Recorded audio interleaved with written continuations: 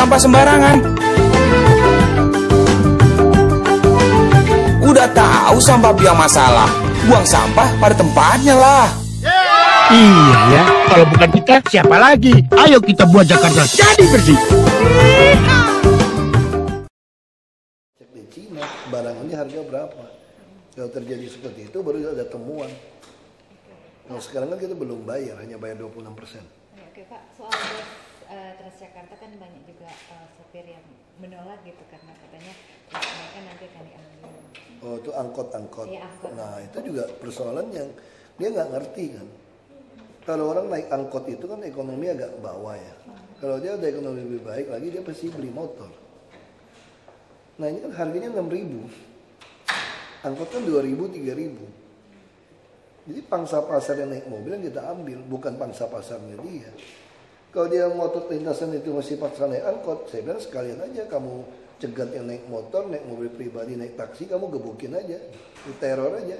Sehingga semua orang nggak berani naik taksi, nggak berani naik motor, terpaksa naik angkot kamu penuh kan. Itu namanya teroris kalau gitu saya bilang. Masih akan naik gitu Pak? Naik kita.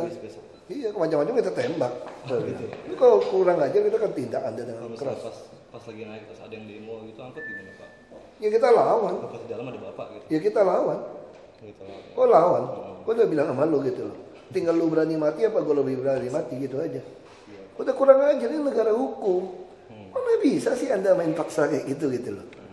Kalau main kayak gitu ya nggak usah ada hukum, nggak usah polisi lagi. Kita dudukin aja sekalian istana. Ya dong, bebas aja gitu loh. Kita ke bank aja sekali ngambil duit, nggak ada duit kan? Alasannya apa? Gue pengen beli Ferrari nih, nggak ada duit, boleh dong. Kalau ditangkap uang amok gitu loh. Ini nggak ada aturannya, udah. Pak, bus Transjakarta kan yang masih sangat kurang, ini apa? Kita kan beli dengan e-katalog. Nah kita kan buat perbaiki tendernya itu mesti standarnya apa? Mercedes-Benz, standar Scania. Jadi kalau kamu duitnya pas-pasan jangan beli barang murah. Kalau kamu kaya raya boleh, jelek ganti. Kalau nggak ada duit jangan, beli yang bagus. Bila perlu kamu mati barangnya masih jalan gitu loh. Nah itu baru bener beli barang. Nah Pak, yang... Ya aku mesti geser nih. Oh, iya. Ya. Pak, atau lagi Pak, kalau yang TGSPP itu Pak,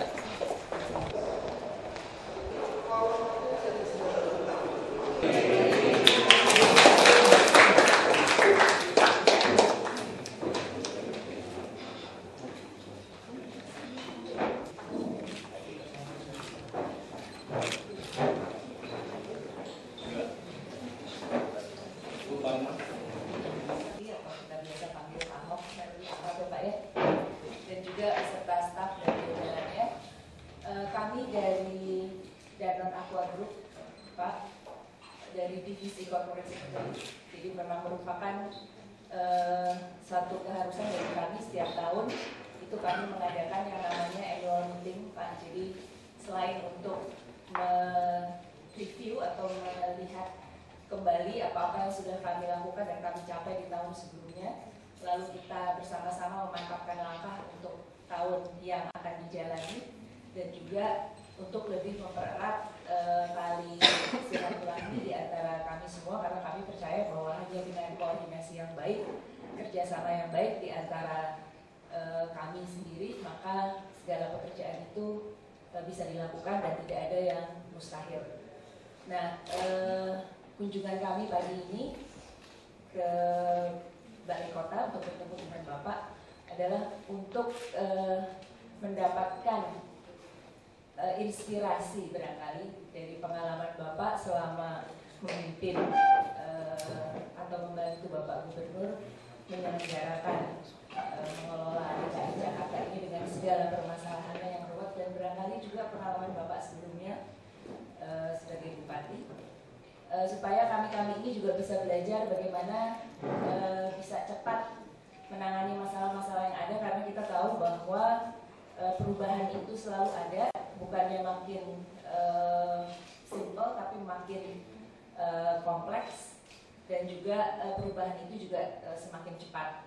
Nah, mudah-mudahan dengan kunjungan ini kami semua bisa mendapatkan tambahan semangat, inspirasi yang bisa kemudian energize, memompa semangat kami untuk berbuat tentunya pertama-tama kita mulai dari kelompok yang kecil, dari keluarga, kemudian tempat kita bekerja, dan mudah-mudahan juga untuk masyarakat yang lebih banyak. Terima kasih. Wassalamualaikum warahmatullahi wabarakatuh.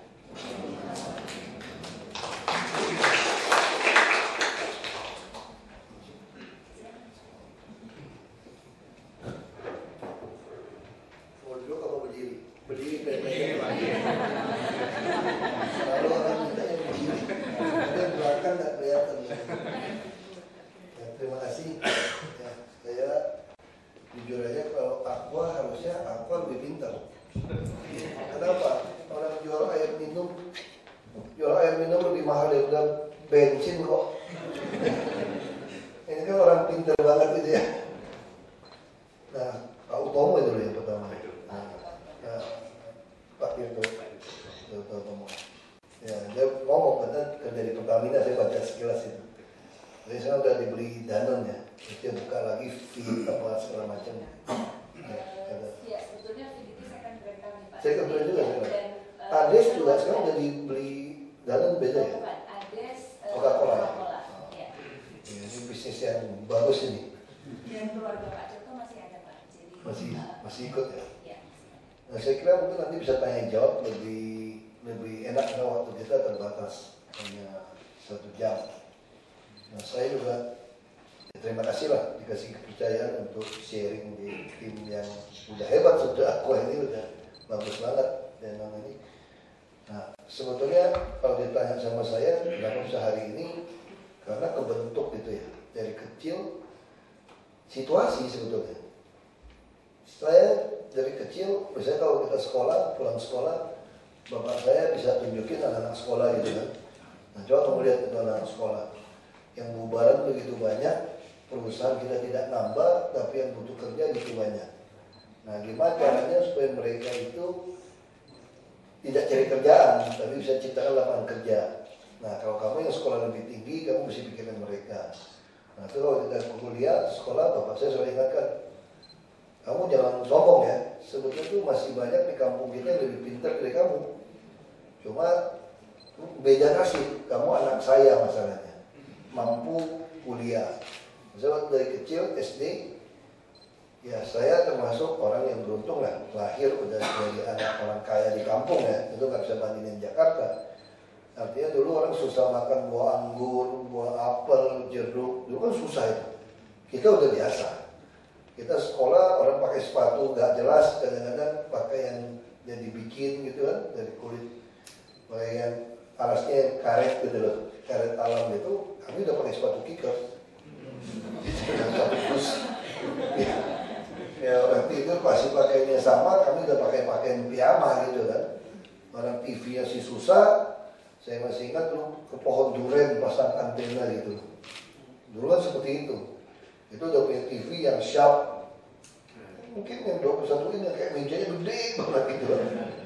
Nah itu udah sekampung nonton gitu kan, hitam putih gitu. Ya kita udah, nanti kita udah pakai namanya kloset duduk, udah ngerti jakoser gitu kan, udah sesuatu yang, nah bapak saya selalu ingatkan gitu. Masih banyak orang-orang di luar itu yang lebih pintar dari kamu. Nasibnya aja. Nah sekarang gimana kita harus menolong mereka juga mampu. Nah ini doktrin-doktrin dari kecil. Nah terus hadapin pejabat yang korup gimana? Bapak saya juga selalu bilang. Jadi pertama bapak saya ngajarin, kenali dulu siapa kamu sebetulnya. Jadi kalau dalam ilmu manajemen itu gitu. Sama kayak ilmu produk kita penjualan kan. Ini kan bicara penjualan. Kalau bapak ibu tidak pernah kenalin Aqua, kenapa si Sebastian yang desain seperti ini untuk naik kelas? Kalau saudara ditanya saja, kenapa begini saudara nggak bisa jawab, itu masalah. Jadi gimana mau bandingkan dengan orang lain, bagaimana mau ekspansi, mau nolong orang lain, Anda saja tidak tahu siapa Anda. Nah itu dari kecil kita dikasih tahu siapa kita. Misalnya bapak saya kasih tahu, Cina itu tanah leluhur kita, tapi tanah air kita Indonesia. Dan tidak mungkin kita mati mau dikubur di Cina.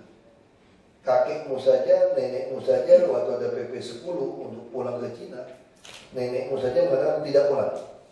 Kan waktu itu kan ditanya mau pilih Cina atau pilih Indonesia, itu PP 10 tahun 59 atau berapa. Itu nenek Musanya mengatakan tidak pulang. Kenapa? Ya ada saudara di sana kok. Ada saudara juga, kamu yang bisa ngerti gitu loh. Ini di kampung ini semua saudara kita. Jadi itu mesti jelas, posisinya harus jelas. Nah, tentu pengaruh Tiongkok sangat besar pada bapak saya, karena teman-temannya itu bapak saya juga mengajarkan kalau berteman jangan yang sebaya sama begonya. Dia berteman tuh mesti di atas kita. Dia waktu saya SD mainnya malah SMP sama teman-teman om saya duduknya itu teman. Waktu kita SMP mainnya malah SMA dengan orang kuliah. Dia juga bukunya hebat gitu kan. Waktu kita sekolahnya itu SD dan buku SMP, tebal banget gitu kan. Nah itu prinsip yang bapak saya ajarkan. Tapi ibu saya juga tetap tidak semua orang bisa datang bergaul dengan baik dengan kita. Jadi ibu saya seleksi teman. Ini prinsip pergaulan yang buruk merusak kebiasaan yang baik gitu. Kalau satu penting ada satu apel busuk harus kita buang. Ya sama seperti ilmu manajemen kan. Kalau ada satu yang tidak perform, kita nggak bisa tolerir. Walaupun dia saudara atau anak bos, dia harus tahu ada teman harus dikeluarkan. Kalau tidak akan menurunkan moral yang lain kan. Pasti semua jadi kecewa gitu. Ketika kita verifikasi bukan berdasarkan meritokrasi, pasti rusak sistem. Nah ini sama. Jadi di rumah itu kita dibuat meja makan pun diatur. Jadi kalau ada oval, jadi meja lama itu bisa dibuka, bisa jadi meja bulat, bisa jadi meja oval dibuka gitu kan. Bapak saya mesti duduk di ujung, yang kiri ibu saya, ini saya, kalau adik saya lagi, adik saya gitu, diatur. Nggak bisa ganti posisi tempat duduk. Dan semua disiapin. Kenapa? Karena bapak saya punya prinsip mau ngajarin itu di meja makan. Ada makan kan? Nggak pergi-pergi. Nah itu dikasih, saya doktrin apa kata bapak saya. Yang paling mulia itu bukan jadi pengusaha sebetulnya. Jadi pejabat. Nah kenapa? Ya ini tentu pengaruh Tiongkok itu ada. Karena jadi pejabat itu menentukan nasib orang banyak. Contoh, jadi pengusaha tidak ada sumpah jabatan. Dia nggak tahu dia apa pakai sumpah jabatan nggak baik kitab suci itu nggak. Tapi kalau jadi pejabat, setiap pelantikan itu semua ada sumpah jabatan. Jadi ini tanggung jawabnya itu bukan kita bicara orang agama kan, tanggung jawab dunia akhirat bukan itu sebetulnya. Kalau bapak saya terjemahkannya, tanggung jawab kamu tuh setiap keputusan Anda menentukan nasib banyak orang. Jadi pemimpin itu tidak ada mengatakan begini, keputusan saya adalah tidak memutuskan, karena tidak memutuskan pun adalah keputusan saya. Boleh kalau kita orang biasa dan boleh ngomong kalimat itu. Tapi kalau kita jadi pemimpin yang menentukan nasib banyak orang, tidak bisa. Setiap masalah Anda harus putuskan hitam putih, tidak ada abu-abu, supaya bawahnya jelas. Saya kira juga sama penjualan atau produksi. Kalau instruksi tidak jelas, ya targetnya berapa? Ya cintai-cintai lah. Pokoknya di grafik sini lah. Tidak ada.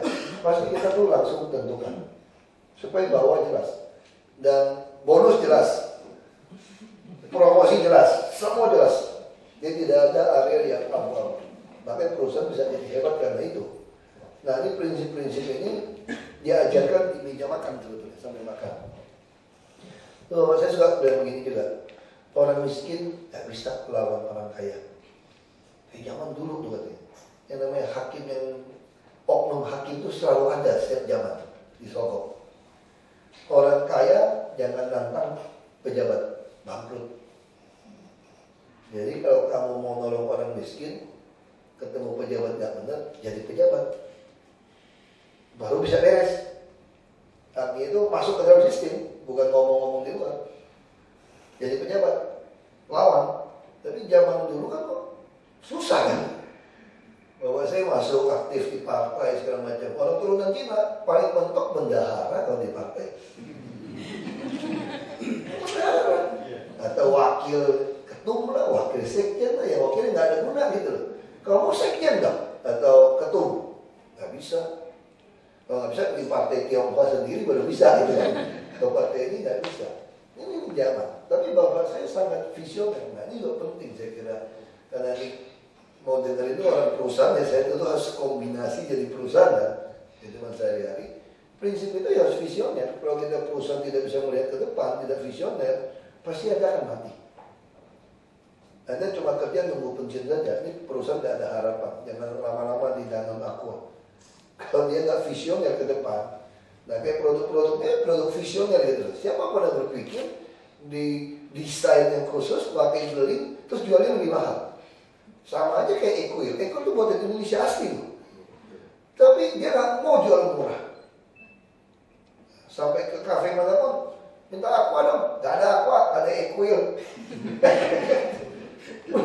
Mahal banget, rasanya nelannya gak enak. Tahu-tahu gini, bawa motor lagi satu. Aqua yang kecil gitu ya. Tapi itu dilakukan. Tapi itu visioner kan. Itu seorang yang dulu kerja di kapal, jadi tour guide. Lalu dia melihat bosnya nih, orang dia kapal nih. Dia bikin, dia tahu pasti ada marketnya. Ini tuh visioner. Nah sama bapak saya suka katakan begini, saya bilang, nah, kamu harus belajar yang baik, sekolah yang baik. Karena kalau 1 miliar kita sedekat untuk orang miskin, 500.000, 2.000 orang habis. Dan di kampung kita ada 9.000 orang berantem. Jadi kalau kamu 1 miliar, kamu jadi pejabat, kamu punya ratusan miliar, kamu bisa membuat semua orang punya penghasilan 500.000 tanpa perlu ke kamu. Nah ini prinsip keadilan sosial. Kenapa sila kelima kita itu keadilan sosial? Maka untuk bukan mau merancang Pancasila itu keadilan sosial ini sila pertama loh. Kenapa keadilan sosial? Bukan bantuan sosial. Nah kalau bantuan sosial kira-kira gini. Kalau bapak ibu tadi datang ke balai kota, lewatin lorong-lorong gang gitu ya, ada yang malakin, kene, itu mana? Terus ada satpam, nggak berani dia. Itu namanya bantuan sosial, ketemu satpam, selamat tuh, nggak digebukin lagi, nggak dirampok gitu kan. Jadi kalau tadi bisa masuk ke sini dengan santai, semua ini adalah keadilan sosial. Bukan karena ada belas kasihan orang dapat. Nah ini sama. Bapak saya sudah katakan, tidak boleh datang ke rumah kita minta bantuan. Karena kita ketemu, kita lagi ada duit, baru dapat. Itu namanya bantuan sosial. Dan kalau orang sakit atau apapun tidak perlu ke kita, dia bisa nikmati. Itu keadaan sosial. Makanya waktu saya jadi bupati, yang pertama saya lakukan itu memberikan jaminan kesehatan sama pendidikan. Dia tidak boleh ada orang karena dekat sama saya bisa berobat, bisa sekolah. Dia benci saya pun, dia kafirin saya pun, itu hak dia untuk dapatkan itu semua. Karena saya tinggal di tempat 93% muslim. Ini persoalan waktu saya mulai bupati. Nah kalau sekarang udah gampang, lebih susah di Belitung dulu. 93% muslim, setengahnya Masyumi, udah turunan Cina, Kristen lagi. Oh ini celaka 2 kali kan. Kalau jadi gubernur, lebih gawat lagi, orang Belitung lagi, orang politik. Orang Belitung tuh gak boleh jadi gubernur di Bangka Belitung, karena Bangka penduduknya 80%. Belitung hanya 20. Jadi selalu orang Belitung boleh cuma nomor 2. Cuma Ahok aja kan enggak mau calon gubernur. Kenapa? Ini pengaruh. Jadi semua konsep sampai perusahaan, dan kalau kita yakin ini visioner, perusahaan ini akan jadi terbesar, pangsa pasar terbesar, kita pasti semangatnya beda gitu. Nah saya dari kecil tuh bapak saya selalu ngajarin bisa bawa mobil. Jadi yang bawa mobil itu bukan cuma anak dali, saya umur 13 tahun udah bawa truk. Sudah bawa truk gitu. Jadi adik saya perempuan semua kita bawa mobil. Kita bawa mobil, hah? Polisi baik-baik semua di rumah mereka. Karena zaman dulu polisi miskin dulu. Makan minum baikkan di rumah gitu. Dia nggak mungkin nangkep kita. Ini satu persoalan. Misalnya adik saya perempuan baru beli Daihatsu TAF. Tahun berapa tuh? 90 ya. Daihatsu TAF baru keluar lagi keren-keren. 89 atau 90. Enggak 80, 81. Bukan 81. 80, 81. TAF pertama keluar yang masih yang tinggi-tinggi itu. Baru keluar TAF bawa udah masuk ke got. Hanya nyemplung ke got. Nah bapak saya marah nggak? Enggak. Bagus, pintar. Pelan-pelan. Terus kita tanya, di meja makan kita boleh berdebat kan ya. Kenapa kayak gitu? Terus bapak saya cerita, bapak saya itu kerja sama Belanda. Belanda kan tahun 59 berhengkang, PT Timah. Jadi dia nggak sekolah bapak saya, SD pun tidak tamat. Kelas dia masuk jadi sopirnya dokter Belanda. Nah kalau dia pintar ya ngomong apa terus dokter kasih dia jadi krerek itu kasir tukang bayar. Terus kita tanya, bapak gimana bisa bikin laporan? Bapak saya cerita gini, gampang. Ini kan kerjaan tiap bulan sama dia bilang. Kita lihat aja arsipnya kayak apa, cuma ganti tanggal, ganti angka doang. Kita ambil arsipnya, kita ketik ulang aja. Nah bapak saya tuh ngerti kayak gitu konsepnya. Nah ini baik-baik bergaul orang tua yang Cina segala macam, ada cerita satu hari si anak Belanda ini naik ke tower air di tambang, belasan meter itu.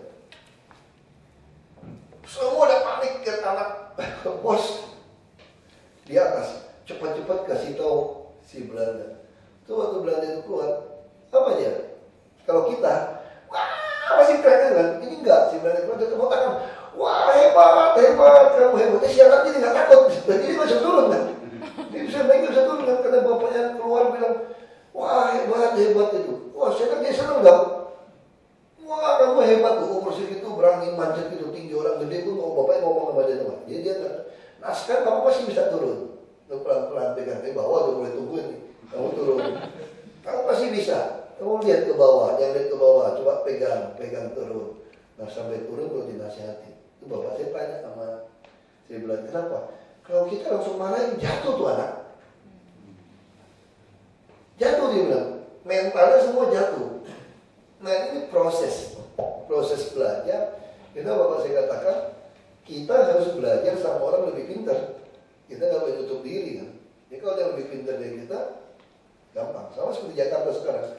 Nah kayak sama saya, lebih mudah mana jadi bupati di Belitung Timur apa jadi wagub di DKI? Kalau lebih muda DKI, wah kampanye bilang naif, sombong. Ya serius dia. Baik semua Jakarta lebih mudah. Kenapa lebih mudah? Semua persoalan kajiannya lengkap. Semua solusi juga lengkap kajiannya. Kalau itu susah di mana? Kalau di Belitung, saya ketemu 10 orang, mohon maaf saya 8 orang pendidikannya di bawah saya. Saya S2, mereka kadang-kadang nggak sampai S1. Paling mentok S1 udah hebat. Saya S2. Nah kalau di Jakarta ketemu 10 orang, 8 orang di atas saya, profesor, doktor, PhD. Jadi lebih gampang sini. Kalau di Belitung saya mesti baca sendiri belajar kan. Kalau di sini ada masalah, wah banyak LSM, banyak akademisi, dia butuh datang. Kami sudah mengkaji ini selama 1 tahun. Wah, iya. Terus ini kesimpulannya 3 lembar doang. Aku takutnya 3 lembar. Bayangin dokter dia mengkaji 1 tahun. Saya baca nggak sampai 10 menit tuh. Ini lebih gampang di DKI. Nah persoalannya sekarang muncul. Nah susahnya di mana? Ya susahnya setiap keputusan yang kita ambil, kan tadi pemimpinan nggak bisa bilang keputusan saya kan tidak membuat keputusan. Nah setiap keputusan yang kita ambil ini akan menyenggol, mengambil hak kepentingan oknum melarat sampai oknum konglomerat. Kan di Jakarta ini asal ada badan lumayan gede gitu ya. Bapak nongkrong ke pasar aja Pak, uang aja Pak. Pasang jeans bolong-bolong kita tato gitu. Maju, print, top sini. 3 jam 100.000 Pak. Di Jakarta itu. Di Jakarta itu kan, kita lihat banyak rumah-rumah kumuh, langsung datang, ajukan ke PAM, sokok dikit lah. Sokok dikit, bikin MCK. Nanti cuci kakus, kan cuma 1.050 sekubik, subsidi pemerintah atas nama orang miskin kan, sambungin bebas pakai. Cari preman, betul ini, proyek ini, tiap hari setahun sekian ya, naik Mercedes 2 pintu spot. Ini fakta, kita temukan orangnya, sudah tahu ya. Betul itu. Jadi kita lagi mau kejar pajaknya sekarang. Kita mau kejar pajak penghasilannya. Nah, itu banyak cara untuk bikin kaya di DKI. Kenapa? Karena pemimpin kita itu mungkin tidak mau urusan. Jadi kadang-kadang pepatah Tiongkok itu harus tahu pakainya. Salah satu pepatah Tiongkok itu bilang, 1000 teman satu musuh kebanyakan. Itu kalau kamu dagang bos, kalau jadi pejabat, orang politik mana ada yang zero musuh? Gak bisa. Itu pakainya di mana? Kalau dagang benar sih bilang, ini nggak bisa. Setiap keputusan harus ada. Lalu sikapnya apa dia? Nah, bapak saya suka kata begini. Ini juga pada Tiongkok. Pejabat apapun, gak usah takut. Gak pernah takut sama pejabat. Kecuali yang tidak mau menerima uang Anda. Kamu mesti boleh takut sama dia. Itu udah ditulis ribuan tahun tuh. Jadi kalau yang tidak mau terima uang Anda harus mulai takut. Ya udah gampang. Prinsip pertama jadi pejabat, ya udah jangan terima duit orang biar dia takut. Nah, kira-kira gitu kan. Dibalik aja udah. Itu teorinya gitu loh. Nah, yang kedua sederhana. Ini bapak saya selalu ajarkan. Saya tidak akan tinggalkan harta warisan kepada kalian. Karena orang yang kaya pertama adalah bukan orang yang punya semua yang dia inginkan, tapi semua yang dia butuhkan. Kata bapak saya, yang penting tahu cara muterin duit. Jangan duit muterin kita, pusing kita. Kita yang mesti muterin duit. Ini prinsip bapak saya nih. Kalau kamu bisa muterin duit, aman. Terus kita merasa cukup kan? Nah, orang kaya pun tidak bisa memenuhi semua keinginan dia kok. Nah, kita sudah kaya raya kan kita punya semua yang kita butuhkan. Makanya ada tulisan orang menarik banget. Orang yang paling kaya di dunia adalah orang yang memiliki segala sesuatu kecuali uang yang banyak. Dia punya uang yang banyak. Tapi orang yang paling miskin di dunia adalah orang yang tidak memiliki semua hal kecuali uang yang banyak dia punya. Tadi dia uang tidak banyak. Kenapa? Dia uangnya banyak, baru beli ini. Oh, kayaknya itu lebih bagus deh, beli lagi. Kok kayaknya belum punya ini deh, beli lagi. Belum punya ini deh, beli lagi. Jadi dia selama ini nggak pernah punya barang. Dia nggak pernah merasa punya. Terus belum punya. Padahal dia punya uang untuk beli. Itu orang paling miskin di dunia. Kalau orang paling kaya udah punya ini, kayaknya ada yang baru. Kayaknya masih bagus ya. Bukan masih bagus, itu nggak cukup, beli lagi. Ya udah ini udah deh, ini juga sama kok, belum rusak, kira-kira gitu. Nah ini orang paling kaya. Ini definisi itu penting. Jadi kalau kita prinsip itu berarti seperti ini, ya sudah, Anda akan bersyukur. Saya pernah ketemu satu konglomerat jalan-jalan ke pabriknya waktu itu 8.000 pegawai. Dia minta saya cuma pikirkan saya strukturisasi. Ya, pas jam lagi istirahat makan, lalu keluarlah pegawai-pegawainya. Tahu sendiri kan orang dari dalam pabrik itu lama, begitu keluar dari pabrik masih wah segala macam, ramai banget, duduk gitu kan di warung gitu loh, nasi gitu kan, ada yang teh botol apa. Terus si bosnya bilang, bingung gua katanya, bingung apa? Gaji itu kecil kok seneng banget gitu orang, bisa seneng banget gitu, nggak tahu susah apa itu. Terus saya dalam hati, oh ternyata lu yang miskin sebetulnya. Kamu merasa susah, punya pabrik ini mau ditutup gimana mau apa? Ini orang kecil enggak, ini soal feel contentment, merasa cukup. Nah, terus saya datang ke rumahnya, ya tanya masih gitu. Mau naik mobil apa kok? Nah, ya tuh Honda. Mana mobilnya? Terus saya, kamu suka mobil itu? Oh ya suka lah, saya suka di mobil. Kenapa? Aku pengen banyak mobil itu terus dapet gitu. Orang pengen kan kalau pas-pasan kan, pengen pas ada duit beli gitu, itu baru enak ya. Ini pas-pasan gitu. Jadi bilang pas, jangan pas-pasan kan. Pengen pas ada. Jadi kok kita selalu ada, kamu udah. Terus dia bilang, kalau saya sih sudah nggak ada perasaan itu. Kenapa? Itu tuh teman sini dia sebut nama, saya kenal juga. Pokoknya udah keluar model terbaru, Mercedes atau BMW yang seri 7 yang S-Class terbaru yang paling canggih. Begitu keluar, langsung dikirim ke rumah. Bondnya nyusul. Jadi saya naik mobil, udah gak ada rasa. Cerita ini. Dulu waktu kuliah, saya hanya punya satu pasang baju. Satu setel. Pulang masih cuci, gosok, besok pagi-pagi subuh masih gosok sampai kering pakai lagi. Begitu kerja dapat duit dikit beli baju, aduh seneng. Sekarang saya punya mall, saya bisa beli satu isi mall. Gak ada lagi perasaan itu. Kalau lihat rumah keramik, duduk nih ngomong. Saya waktu itu baru poles marmer saya di rumah saya. Nggak sampai 100 meter persegi. Marmer Lampung lagi yang cuma 30 kali 60. Habis polesnya tuh nggak pakai sepatu tuh gosok-gosok enak banget gitu. kayaknya enak gitu loh, duduk licin gitu kan, baru dipoles gitu kan. Nah, saya lebih suka keramik atau apa, lebih suka marmer atau granit. Dipoles itu enak rata, kalau keramik kan nggak pas ya. Di rumah sekarang nggak, lebih baik poles-poles pusing lah gitu, keramik aja. Tapi sebenarnya lebih enak itu. Nah, waktu saya duduk sama beliau, dia bikin rumah baru, gede banget. Di rumah gede banget, hampir 6.000 meter persegi. Itu granit Italinya itu bicara 2 kali 3 meter, 4 meter, gede-gede batunya. Betul. Saya lihat kamar mandi, WC, pembantunya aja lebih bagus pakai granit sisa-sisa yang kecil-kecil itu. Lebih bagus dari rumah saya punya marmer Lampung, ini pembantunya aja granit Itali. Kamar mandi, WC, pembantu. Tapi beda, biasa aja. Kalau saya mungkin baring-baring kali ini.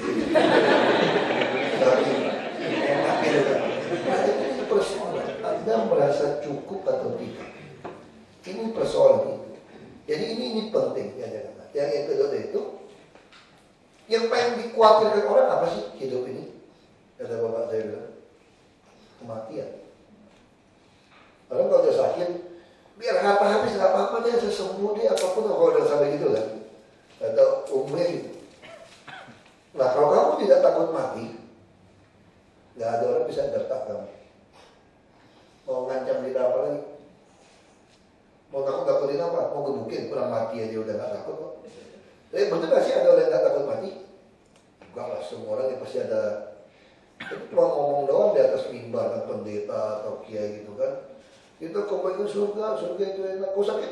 Pekerjaan di dunia masih banyak Tuhan, tolong diperpanjang. Kan begitu. Selalu banyak. Kalau lagi sengsara baru pengen mati, kalau lagi enak-enak, jangan mati cepet-cepet dong. Itu pekerjaan masih banyak. Kan masih bisa ketemu orang ngomong gitu loh. Nah, kita selalu begitu. Tapi kalau kita memang bicara kematian, kalau memang udah takdir visanya sudah habis, emangnya bisa diperpanjang? Ya pasti mati. Jadi kita kalau takut mati, nggak menambah kita tidak mati juga kan? Ya kalau itu kenapa takut? Ya pasrah aja, kita mikirin kalau udah sampai pasti lewat. Nah tinggal kita hitung-hitungan aja. Nah kalau mati muda, ya bersyukur juga, kayak Marilyn Monroe, orang tahunya yang keren yang gak cakep. Karena gak pernah tahu Marilyn Monroe sekarang nenek-nenek loh. Kalau gak pernah tahu mukanya Marilyn Monroe, ingatnya cantik. Sampai ke Amerika foto sama patung lilin gitu kan. Bruce Lee, kalau masih hidup 73 tahun nih, kakek-kakek. Mengingat 33 tahun yang keren dulu Bruce Lee. Yang muda-muda gak tahu Bruce Lee, kita ini korban film kungfu soalnya. Karena bapak saya punya bioskop keliling. Nah, jadi sampai sekarang saya masih ingat film Pak Benyamin gitu kan, Cowboy Cengeng gitu kan, si Ateng diikat, dibuka bajunya, ditodong sama pistol, dia ketawa-tawa dia, kenapa geli soalnya? Kita sering nonton, kata Benyamin dukun palsu gitu kan, dung-dung-pret gitu kan. Nah ini korbannya dong. Tapi dua prinsip ini ya bapak saya selalu ajarkan. Nah waktu bapak saya mau meninggal saja, dokter bilang gak lama lagi, saya tanya bapak saya, Pak, bapak mau umur lebih panjang gak? Saya bilang cukup. Biar kamu udah sama, belum udah cocok nih, gak apa-apa, nanti juga kamu udah persis saya. Ya, cuma bedanya kamu udah sekolah, ya lebih ngerti mana yang ini. Kalau dulu dia orang kampung beda. Nah, terus saya tanya sama dia, dia punya teman. Namanya Raja Kali. Raja Kali ini orang P3. Kalau zaman dulu tuh Orde Baru tuh berteman sama P3 tuh kayak berteman sama PKI aja. Dengan PDI, pemerintah bisa dipanggil bupati tuh. Kenapa bantu dia? Nah depan tetangga saya itu, Kek Karim itu saudaranya si Raja Kali di kampung yang beda. Katarak, siapa yang mau bantu dulu? Siapa yang berani bantu? Nah bapak saya bantu. Itu sih biasa dia jadi bantu. Tapi waktu bapak saya mulai bangkrut, karena berantem dulu sama pejabat, mulai bangkrut nih, utang mana. Nah dia, saya ketemu Raja Kali waktu itu mobil saya mogok, datang ke situ, singkatnya dia usia saya, tapi saya bilang saya nama bapak saya, langsung dia pinjamin motor beli barang. Terus saya bilang kenapa? Bapakmu baru manusia. Nah saya ceritain sama bapak saya waktu mau meninggal. Saya bilang si Raja Kali cerita gini, kayak Raja Kali sama saya. Bapak waktu itu jenguk dia sakit di luar kota, kan mau ke kota tuh lewatin kampung gitu. Gak ada duit. Terus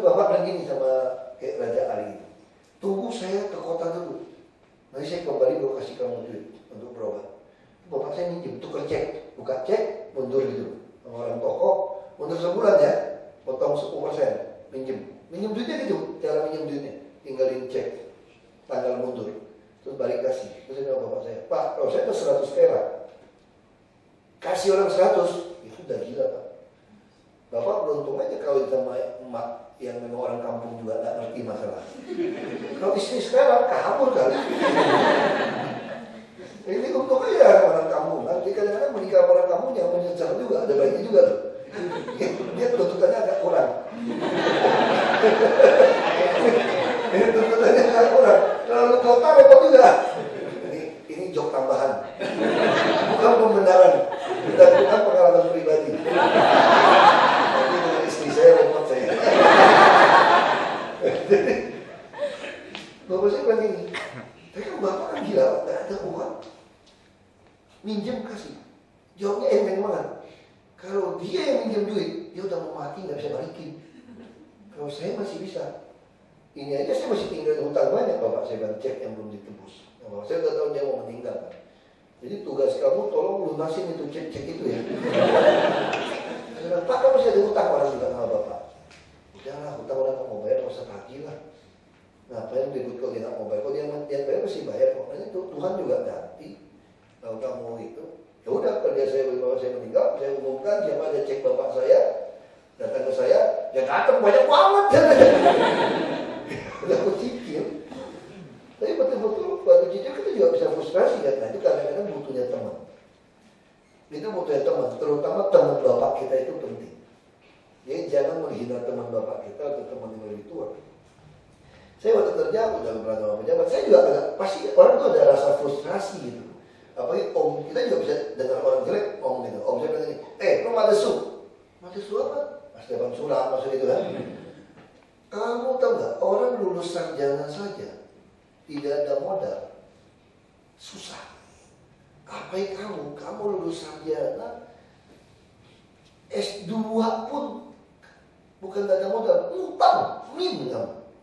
Gimana kamu bisa berubah nasib? Udahlah, gak usah pikir, usah kerja aja sama orang, gak usah macam-macam pikirannya. Bisa suara gitu kepada kita. Tentu kita sebagai manusia digituin. Ya manusia emang gak dengar, gak ada perasaan, kan kita juga mikir kan. Ya juga ya, hadapnya gimana gitu ya. Tapi selalu waktu kita sering bergaul sama orang, jadi waktu ada masalah jangan mengunci diri. Kita terima teman-teman bapak kita, ada satu mantan lurah, sudah meninggal ya sekarang. Lalu saya sering ketemu dia, anaknya hebat, sampai sarjana semua, tapi kurang itu urus dia gitu ya. Dan dia menikah lagi lebih muda, jadi masalah. Padahal dia sama istrinya itu dari dulu masalah, dia bertahan demi untuk anak-anaknya. Kita tahu dia datang. Saya sering sama dia ngomong kode. Karena kasih dia uang lah, kasihan juga. Terus dia bilang ini, dia bilang, kamu lihat om kamu, dia kasih lihat. Bapak yang meninggal juga ninggalin duit sama dia, ninggalin hutang. Lalu om satu itu bayar kerja. Coba lihat sekarang, di antara semua saudaranya dia lebih baik kan. Nah kamu yang tugasin bayar hutang, kamu kerjain, pasti Tuhan juga, ini orang Islam ya, pasti Tuhan juga buka pintu untuk rezeki kasih kamu. Nah kita juga bisa ketemu orang yang seperti itu kan. Jadi selalu ada. Nah tentu saja kita juga mesti belajar curhat. Sebagai penutup semuanya jawab. Curhatnya gimana? Ya sama kayak kita curhat sama teman. Curhat sama teman kadang dibocorin, repot ya, digosipin. Repot juga kan orang kan. Begitu slack dikit, susah. Curhat baik-baik itu sama Tuhan. Itu kan Nabi Musa lakukan. Duduk di situ, ngomong aja curhat. Ngomong aja apa adanya. Nah di situ kita gunanya, kita sering ibadah, baca firman, itu jadi ngomong, jadi bicara gitu. Misalnya waktu saya jadi bupati, kenapa saya tidak mundur ketika orang mengkafir-kafirkan saya? Saya sempat mau berhenti, saya benci saya. Saya udah, istilahnya saya udah keluarin uang, udah buang waktu, mungkin nyawa saya terancam, korbanin waktu anak saya, mau membuat anak cucu Anda sejajar anak cucu saya. Karena itu bapak saya bilang, globalisasi mesti ciptakan orang yang sebaya dengan kita ini banyak. Nggak mungkin LSPK lawan Mike Tyson, kira-kira kalau zamannya itu, kalau 1 lawan 1 kalah. Jadi kalau Mike Tyson datang sendiri, ada 10 LSPK, menang kita. Nah sekarang gimana menciptakan kita ini punya LSPK yang kelas menengah ini banyak. Ini teori yang diajarin bapak saya gitu. Nah, saya udah pikir gitu, terus kurang ajar saya pengen mundur. Apa yang buat saya tak mundur? Cerita Nabi Musa, sederhana sekali. Saya sekolah Islam, SD SMP. Nah, saya suka baca cerita Nabi. Kemudian di Kristen, di perjanjian lama banyak cerita Nabi. Itu menginspirasi saya. Misalnya Musa yang bawa orang keluar dari Mesir, lewat Laut Merah dibelah. Orang lihat mukjizat kan, begitu nggak ada makanan, dia omel-omelin Musa mau dibunuh. Begitu cuma makan mana saja, marah-marah juga, nggak ada daging. Nggak ada air, marah-marah juga, mau bunuh Musa. Terus saya pikir, Musa aja gitu hebat, Nabi besar gitu hebat. Kok bangsa sendiri, seagama, seras, seiman istilahnya, itu aja mau dibunuh. Apalagi saya, udah gak seras, gak seiman, gak seakidah lagi, bahaya banget. Ya gak heran, Musa saja digituin. Lalu saya frustrasi, aku masih belum frustrasi. Musa lebih gila. Seandainya saya mendapat perkenan Tuhan, cabutkan nyawa saya. Jangan sampai saya menderita seperti ini. Emangnya saya mengandung mereka? Kenapa saya mesti menjadi pengurus mereka? Saya ada dosa apa sampai mesti ngurusin bangsa yang brengsek seperti ini gitu. Yang bajingan. Bajingan itu kata-kata itu kata di Alkitab. Kata-kata bajingan tuh, yang rakus-rakus itu. Ada kata bajingan dipakai. Musa aja frustrasi. Nah, masa saya frustrasi? Mau saya siapa gitu? Ini masih baik kok. Saya bukannya seras, cuma sebangsa karena komitmen pendiri negara ini, kita sebangsa setanah air, ya saudara se-NKRI, kenapa saya mesti mundur? Nah itu yang membuat saya itu bertahan. Apalagi kita tahun depan akan menghadapi globalisasi dari ASEAN dulu 2015, 1 Januari, dan kita sangat tidak siap. Nah pendidikan kesehatan minimal kita harus kejar, jaminan BPJS-nya harus jalan dengan baik. Jadi jangan sampai kita sakit jadi miskin. Orang mau sekolah, mau belajar, naik tidak bisa. Nah terus kemudian hidup layak orang itu harus kita tekan supaya dia ada saving. Ini harus kita belajar. Kita banyak sekali bisa belajar dari zaman dulu. Saya pengen tahu nabi-nabi dulu seperti apa. Misalnya, gimana sih hitungan buruh? Nabi Yusuf sangat pintar membagi. Zaman itu Mesir itu panen 7 tahun, lalu kering kelontang 7 tahun.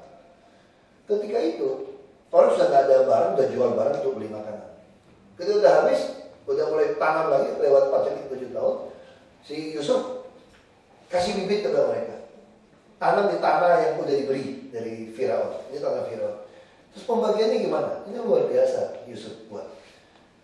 1/5, 20% itu untuk Firaun. Karena tanah Firaun. Bukan 80, 20. Lalu 1/5 lagi 4 itu siapa? Untuk bibit kembali. Pupuk obat lah kira-kira gitu sekarang. 1/5 lagi, yang ketiga untuk apa? Untuk kamu sendiri yang menggarap. 1/5 lagi itu apa? Untuk rumah tangga kamu. 1/5 lagi itu apa? Untuk anak-anakmu. Nah hari ini kita harus bisa mendorong biaya hidup kita, kemudian hidup layak kita, untuk bisa memenuhi ini gitu. Satu pihak untuk bayar pajak pasti. Jangan cuma kita kerja belum lihat duit udah potong pajak dulu. Udah PPh-nya gitu gede. Betul kan? Potong pajak dulu kan? Ya satu harus buat kita dong. Satu kita bisa untuk usaha. Satu lagi untuk rumah tangga kita. Satu lagi untuk anak-anak kita. Dan untuk tabungan asuransi.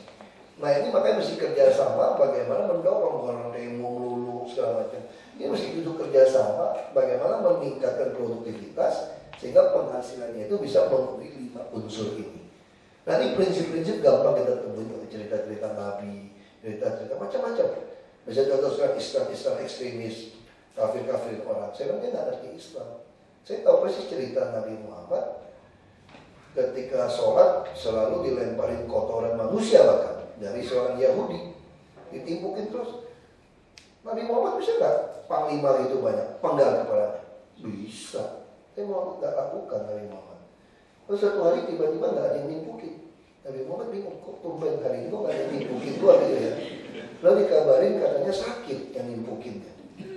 Nabi Muhammad kunjungin dia. Malah dia dapat hidayah jadi seorang Islam. Jadi Islam mana yang ngajarin? Salah nyebut Islam dikit itu mau jihad, mau bunuh kita. Nabi Muhammad dilemparin tahi, mana ada sih orang Islam dilemparin tahi di Republik ini, saya mau tanya. Kalau Anda junjungan Anda, kalau kita selalu doa, selalu menaikkan junjungan kepada Nabi besar, Nabi Muhammad, macam. Kok nggak contoh Nabi Muhammad dengan baik? Dilemparin tahi manusianya, dia nggak lakukan sesuatu gitu. Malah dia diem. Jadi saya bingung gitu loh hari ini. Bung Karno kasih contoh misalnya. Banyak mungkin yang tidak tahu Bapak Ibu di sini. Ketika membangun Masjid Istiqlal, kalau itu tahu siapa desainnya? Frederick Silava, orang Kristen. Saya yakin kalau zaman ini bikin sayembara, bikin Masjid Agung lagi, yang menangnya non Muslim dicoret nggak kira-kira? Coret. Yang Muslim yang menang lebih jelek, nggak apa-apa lebih jelek. Saya ini seakidah. Semua orang mengakui keagungan Masjid Istiqlal, fungsinya. Kenapa? Karena prinsip meritokrasi. Hari ini nggak bisa. Terus lebih gila lagi bukan mau saya bilang, mau bangun Istiqlal dan Monas, duitnya nggak cukup. Cuma boleh bangun satu. Mana dulu? Monas. Kalau sekarang jatuh tuh presiden, demo bisa jihad, bom bunuh diri, macam-macam pun. Sumpah darah pun dilakukan. Ini fakta sejarah. Hari ini tiba-tiba kita nggak ngerti gitu. Persoalan nasionalis seperti apa. Bung Karno berapa? Saya penasaran dengan kayak sama Bung Mega. Kenapa Bung Karno lakukan itu? Kita ini mayoritas Islam. Masjid itu masih selesai katanya. Komunis belum tentu. Nah sama ketika pendiri negara ini membuang 7 kata di sila pertama. Yang piagam Jakarta, kewajiban melaksanakan syariat Islam. Yang namanya negara bisa maju itu di tangan mayoritas. Mayoritas yang rela, yang mau untuk nasional baru bisa jalan. Kalau zaman itu orang Muslim yang mayoritas di dalam forum BPUPKI, PPKI memutuskan itu, nggak ada Indonesia hari ini. Papua Timur semua pecah, Jawa Tengah pecah, agama satu rumah 45 macam. Tapi karena ada kerelaan dari orang yang mayoritas. Nah ini prinsip hidup yang harus orang tahu gitu. Negara Indonesia hari ini tergantung 100% kepada umat Islam. Karena umat Islam ada mayoritas. Mau bawa kemana negara ini? Mau berdasarkan meritokrasi atau berdasarkan primordialisme? Nah ini penting. Ini pelajaran politik sebagai penutup. Terima kasih.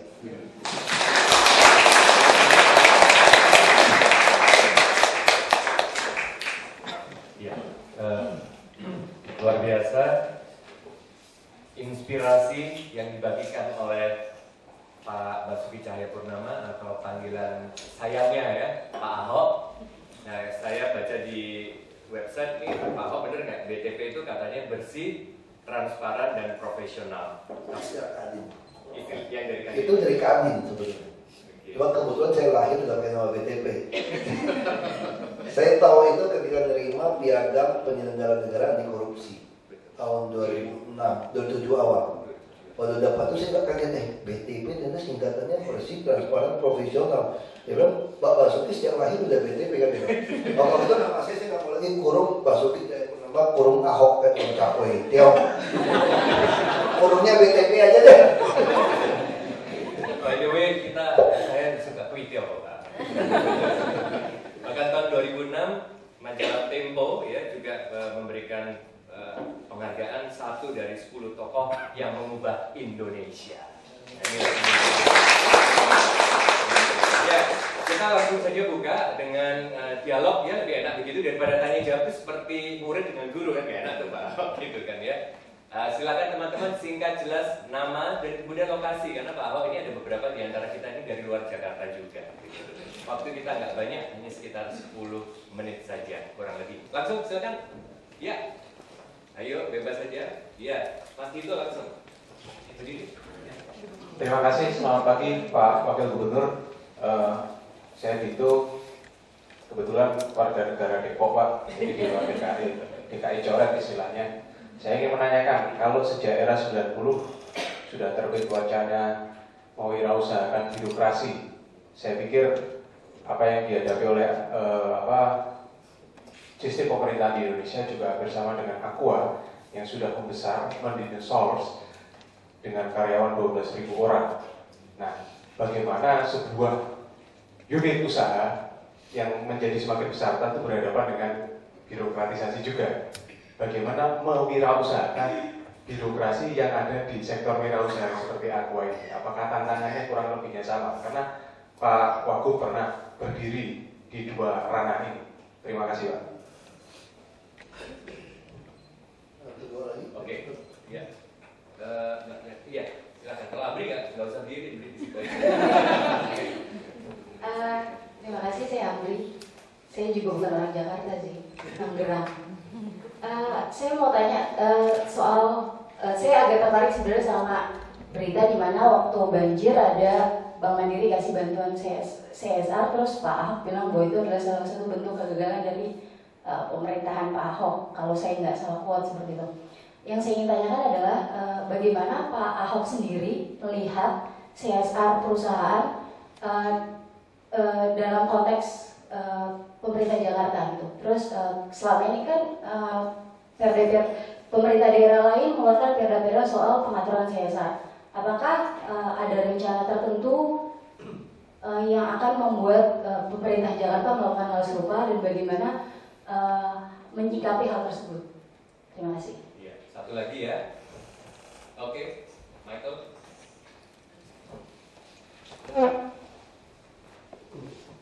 Terima kasih, saya Michael, kerja di Jakarta, tapi tinggalnya di Bekasi, Jakarta Coret juga. Jadi ada Tangerang dan Bekasi. Pertanyaan saya ada dua. Pertama, dengan banyaknya gebrakan yang Pak Ahok lakukan saat ini tentu saja banyak disoroti oleh media juga. Nah, mungkin Pak Ahok punya giat dalam menghadapi media. Mungkin media itu cari-cari kesalahan Pak Ahok atau seperti itu. Kira-kira apa yang Bapak lakukan untuk menghadapi itu? Lalu apakah ada PR yang Bapak lakukan untuk menangkal isu-isu negatif? Nah, itu pertama. Lalu yang kedua, nah ini mengenai capres ini, mungkin Pak Jokowi akan maju menjadi capres, lalu Pak Ahok akan ditinggal di gubernur. Apakah Bapak siap untuk menjadi gubernur DKI nantinya kalau ditinggal oleh Pak Jokowi? Itu saja, Pak. Terima kasih. Pertanyaannya bukan jadi gubernur, mesti lebih tinggi daripada itu ya, Pak. Kalau bilang gimana ada membesar, gimana cara memotong birokrasi sistem? Anda harus masuk ke IT, tidak ada pilihan. Kami pun boleh masuk ke seperti ini. Ketika kita membeli barang sampai 60.000 item, kita mau tidak mau membeli barang satu pintu. Swasta sudah lakukan. Nah, ketika birokrasi surat menyurat bagaimana? Apakah masih meja ke meja? Nggak bisa. Kami lebih siapkan sistemnya itu IT. Jadi nanti kepala dinas pun bisa langsung password, bisa print. Kami lagi siapkan semua cabang itu nanti bisa dapat surat. Anda harus bangun sistem. Tapi kalau upload begitu besar. Kalau tidak mau sistem pasti lama. Dia rapat jadi lama. Jadi sistem yang harus kita lakukan. Kalau menurut kami seperti itu. Nah di Pemda juga sama. Kita banyak punya 500 lebih kantor. Tapi masing-masing kantor orang datang musuh mesti datang lagi. Kita tidak mau. Nah sistem yang paling bagus kita contoh itu apa? Bank. Sistem bank paling benar. Bank aman di seluruh dunia dengan kartu debit, kartu kredit semua bisa pakai karena sistem. Dia bisa tahu siapa bayar, tidak bayar, sampai terperinci, sampai 0, sekian bisa masuk. Nah sistem, maka kami ingin pelayanan kami itu seperti bank. Dia datang ke kantor yang paling kecil, paling besar, sama. Aqua dan bank juga bisa membuat sistem seperti bank. Kalau datang ke mana pun sama. Dia tidak perlu mesti datang lagi ke sana, usaha lagi bisnis ke sana, nggak perlu sistem. Dan sistem IT sekarang udah murah-murah. Komputer pun udah murah-murah. Kalau kita dengan sistem ya apa istilah cloud atau desktop yang sistem maya gitu kan, itu nggak perlu punya komputer canggih. Kalau udah open source, tapi kan masuk ke Linux atau gitu, sistem yang open source itu akan jadi murah. Nggak perlu lagi tiap unit diganti dengan software.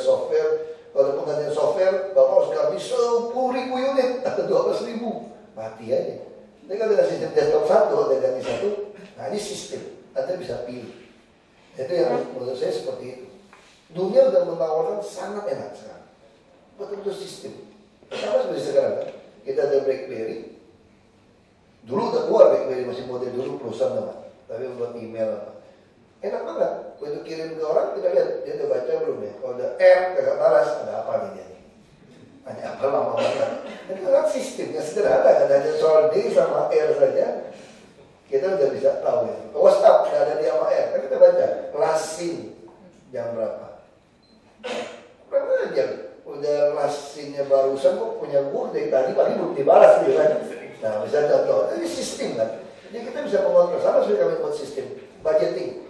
Kalau saya nggak suka kepada dinas macam-macam nih, sekarang saya lagi bikin sistem, udah jadi. Saya dengan klik kunci, lock, dia bisa pakai itu duit. Terus Bank DKI tadi nggak ada sistem cash management, sekarang saya sudah bikin sistem. Saya bisa lihat semua anggaran. Karena kita pusing ngawasin sendiri, MOU sama BPK. Jadi BPK sekarang bisa online real time lihat semua rekening bank di DKI yang semua rekening kami. Nah ini kan sistem. Kalau tunggu setahun belum periksa, aduh pusing. Nah, kan saya masih sistem CCTV yang sederhana di pabrik. Itu sistem. Kenapa? Bos, supervisor nggak tahu lihat atau tidak lihat gara-gara CCTV kita jadi serius kerjanya gitu. Padahal dia lagi ketawa-tawa di rumahnya kurang ngajar deh. Itu kan ada CCTV katakan sistem. Dan ini contohnya semua teknologi. CCTV semua jadi buang. Kami kenapa tahun ini agak lebih mudah ngatur air waktu buang? Sistem. CCTV kita prototip ya. Ini air masih keringnya masih kenapa nggak dibuka? Ini sistem. Nah sistem tata air nggak usah otomatis tutup pintu. Yang penting semua posisi pintu air bisa kita lihat aja sistem. Yang sederhana itu kan.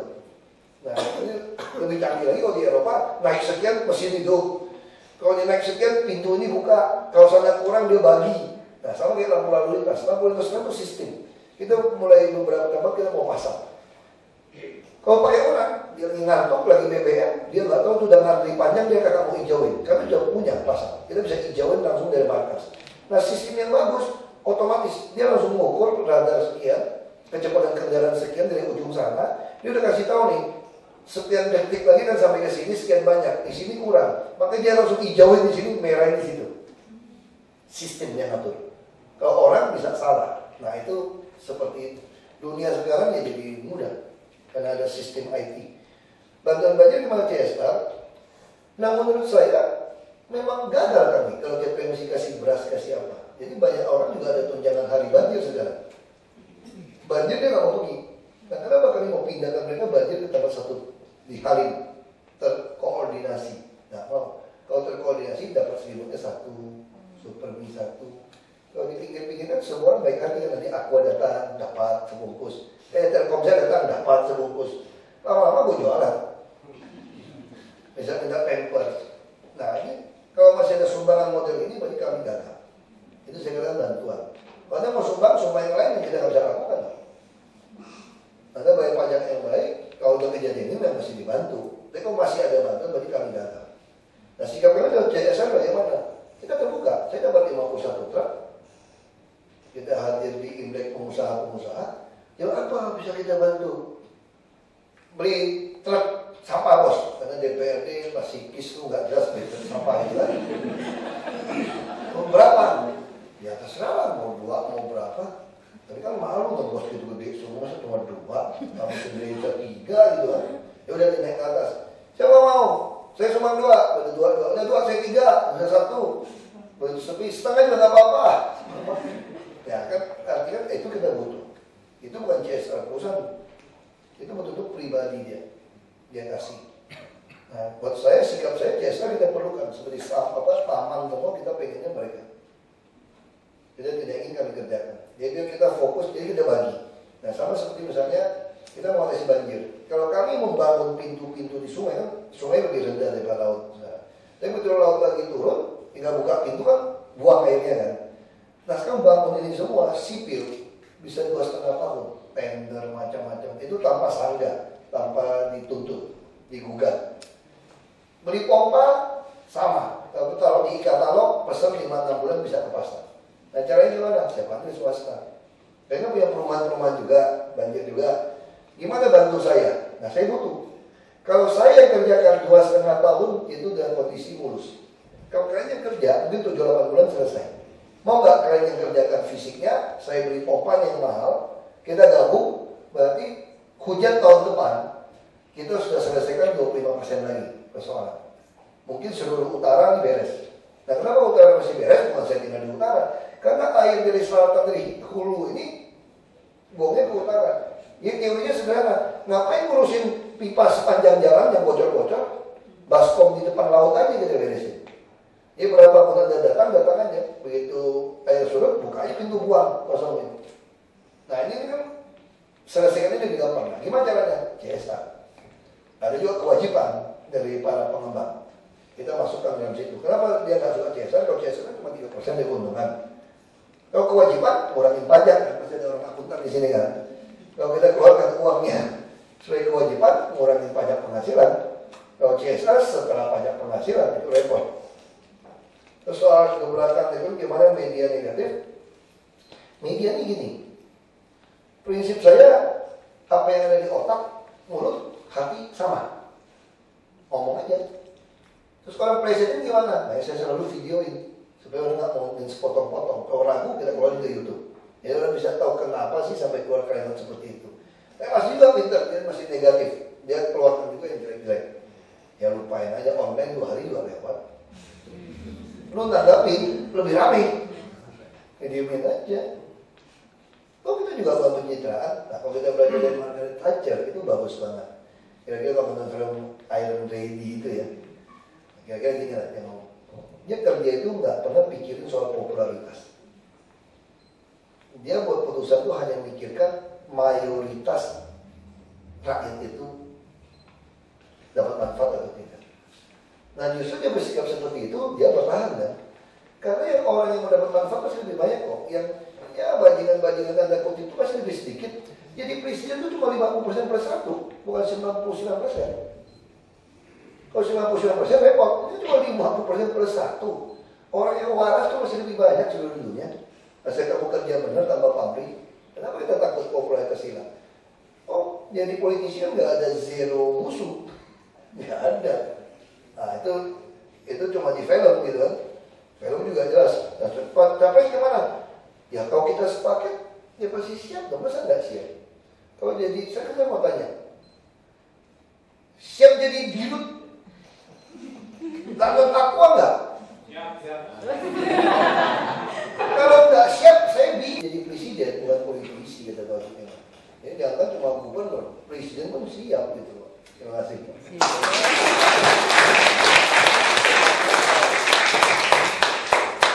Ya, luar biasa karena waktunya juga sudah. Kalau mau nggak puas, mau satu lagi. Oke.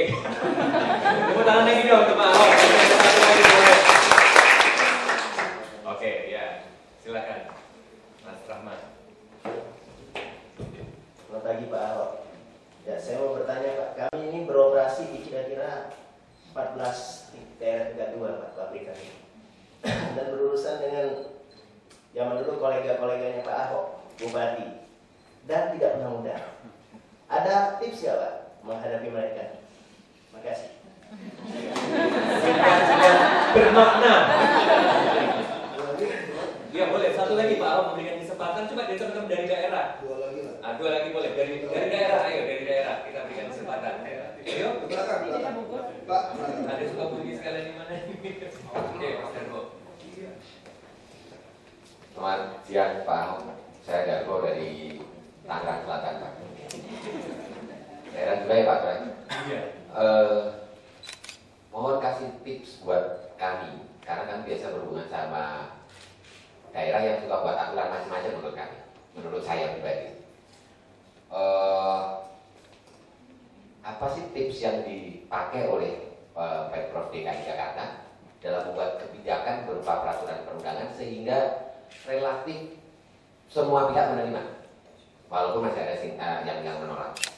Karena kalau di daerah suka lucu-lucu Pak, bentuk perda-sesan tiba-tiba ternyata ujung-ujungnya ingin ngumpulin duit untuk badan atau kelompok tertentu, tetapi tidak dimasukkan di APBD. Padahal sebenarnya kan tidak boleh. Mohon beri tips buat kami agar kami lebih mudah menjelaskan kepada daerah. Terima kasih. Ya, satu lagi, ya, teman. Iya, Mas Hati. Ya, ini dari Klaten, Klaten. Saya dari Klaten, Pak Ahok. Aqua ini sering dituduh menjadi perusahaan yang mengeksploitasi sumber daya alam untuk bisnis, dan bisnis itu dibawa ke luar negeri. Sementara dari Aqua sendiri ingin mengembangkan bisnis itu sehingga bisa berkembang dan bisa memberi manfaat kepada bangsa Indonesia. Bagaimana pandangan Pak Ahok untuk ke depan? Terima kasih.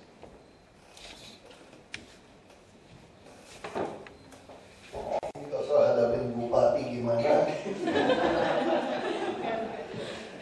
Saya tidak minta Bapak yang ekstrim. Pabriknya tutup karena saya melawan. Itu masalahnya. Makanya saya percaya satu-satu cara untuk mengatur bupati semua itu jadi presiden. Bukan saya gitu. Kalau ada yang lebih baik dari saya, silakan dia jadi presiden. Kalau tidak ada yang lain lebih baik, saya mau jadi presiden. Karena presiden bisa kontrol semua bupati semua. Semua anggaran itu mesti lewat Mendagri. Mendagri beri bupati. Mau naik bintang 1, presiden. Mau pangkat 4C jadi sekda atau dirjen, presiden. Dirjen pajak, presiden. DPR RI 560 gak bisa bikin undang-undang tanpa kerjasama presiden.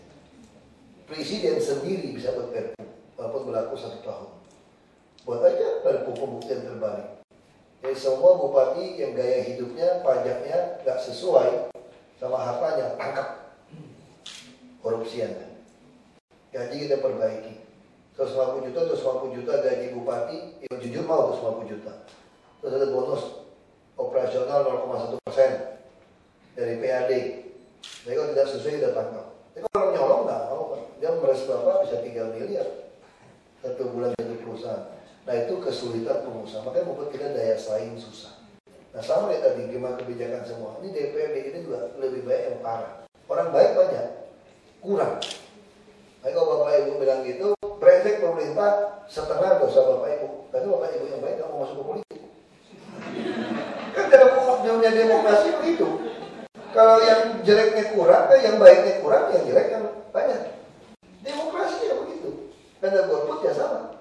Makin golput kita makin senang menangin kursi dengan gampang. Nah itu solusinya itu. Dari dulu saya yakin seperti itu. Makanya saya ngelawan terus sampai hari ini. Kalau enggak memang susah.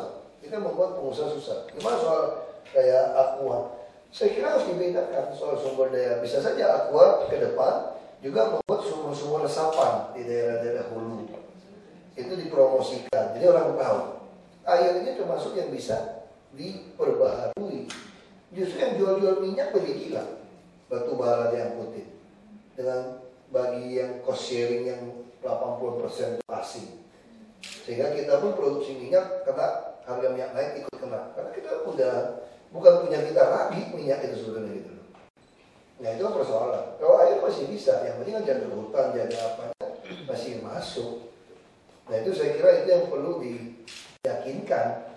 Toh nggak usah diyakinkan juga kalau tidak dijelaskan, nggak mungkin nipu kok. Aku kalau nggak mau kasih air sumber resapan yang banyak, ya jualannya supaya air tanah yang baik sudah nggak kena juga.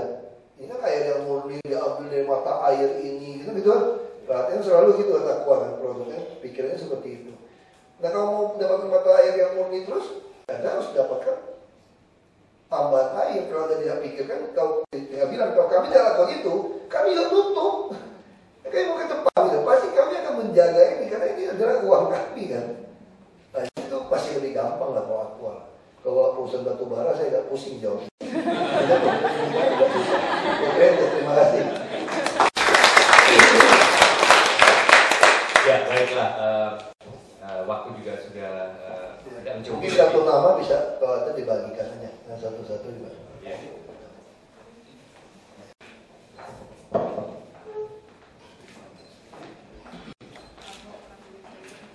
Bisa bagi satu nama. Berikut ini ada cenderamata Pak Ahok berkenan untuk menerima sebagai tanda kemenangan ucapan terima kasih kami pada hari ini dari divisi Corporate Secretary PT Tirta Investama Aqua Group atas share yang diberikan oleh Pak Ahok.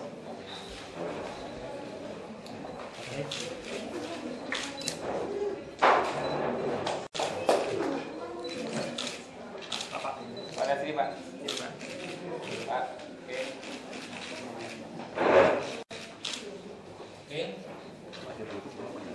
Oke. Ini juga dia punya medali emas. Emasnya emas Jawa.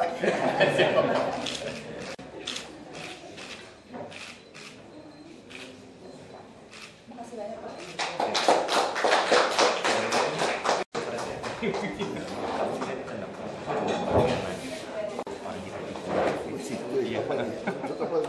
Tulis, gak usah tangan aja ya. Boleh, Pak Ahok juga kalau ada kesempatan.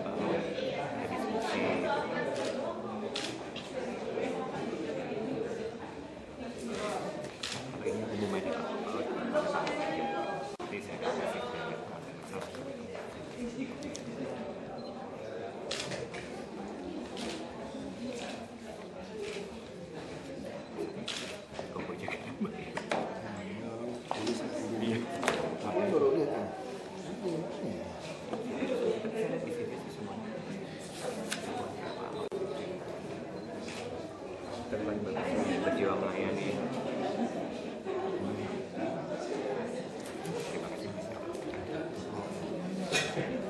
Pak Wakil Gubernur, bila mana berkenan kita berfoto bersama. Nanti protokol sudah menyiapkan tempatnya. Kalau foto satu orang $2. Kita tepuk tangan lagi untuk Bapak Ahok.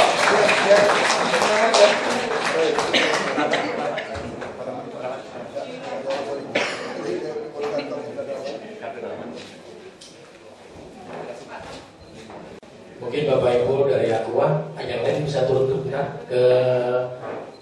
lobby ya.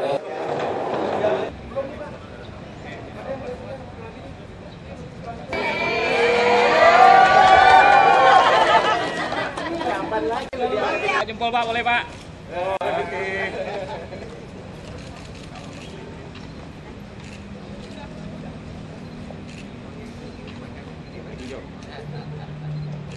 Video udah? Video cukup?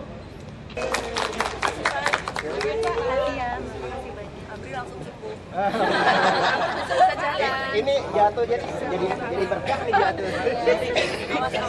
Terbalik. Iya, makasih ya Pak.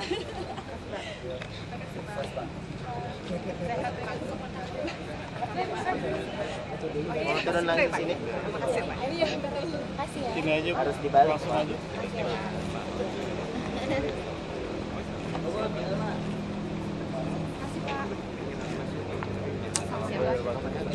Silakan untuk ke atas lagi Pak untuk rehat kopi. Oh, ada Pak ya. Iya betul.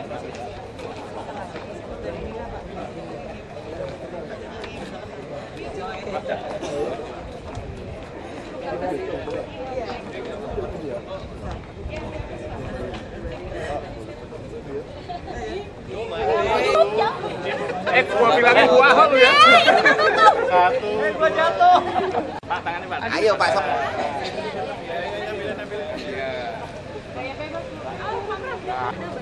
Ya, ke atas. Pendaftaran sudah di iklan koran segala macam.